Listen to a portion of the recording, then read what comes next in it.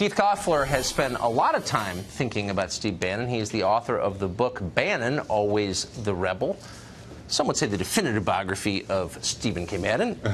Keith, great to see you. I would say that too. Thank you, Tucker. So what is, you know Bannon well. Yes. You wrote a book about him. Right. What's the point of this? He doesn't do things, presumably, for no reason.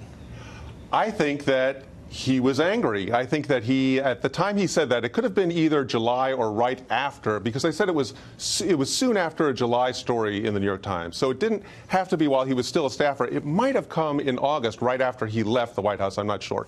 Either way, he was involved in these vicious internecine struggles within the White House. Right.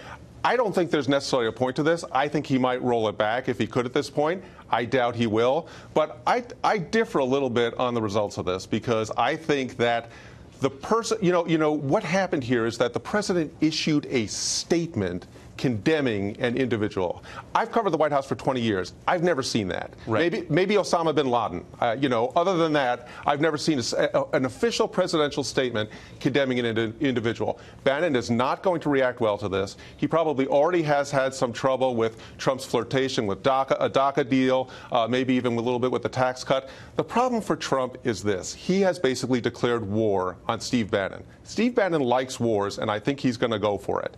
He may not come out immediately against Trump, but little by little, he may end up picking apart Trump. And the problem for Trump is that Bannon is his conduit to the base, his best conduit to the base. If he loses Bannon, he cannot afford to lose a lot of the base. He may think he won the popular vote, but he didn't. The base is what elected him, and he needs Bannon to support him in that. So you think that Trump voters trust Steve Bannon more than they trust Donald Trump? No, I'm not saying that, although Bannon is a rock star among the populist voters that elected Trump. What I'm saying is that if Bannon does even a little damage to Trump, which he could do, let's say Trump wins the war, if there is a war, against Bannon. If Bannon damages him even a little bit, Trump cannot afford that. And Breitbart News and Bannon himself is the most important conduit to the base that Trump has, other than Trump himself. Let's be clear. Trump is the best person for that. But look how many votes he won by, 60,000 votes turned in the election. He loses it.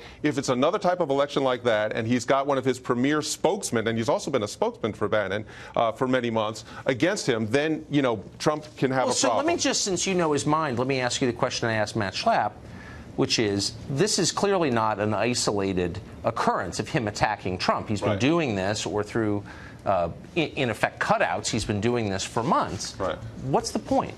What's he trying to get out of that? Mostly he's been supportive of Trump. I mean, the people that he is angry with are the people around Trump. And, Ivanka Trump, Jared Kushner, who he calls Javanka, he's been doing that without severe penalty for quite a while now. Now, and you can understand Trump being upset that his son is being called treasonous, of course. But I think that, what he is trying to do is marginalize people within the White House who have a more establishment Republican agenda and keep Trump's ear and keep Trump focused on the things that he was elected on, not on his base.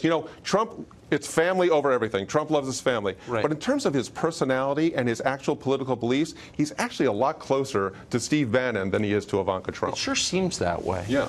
Keith Koffler, thank you. Thank you very much. Voice on this question.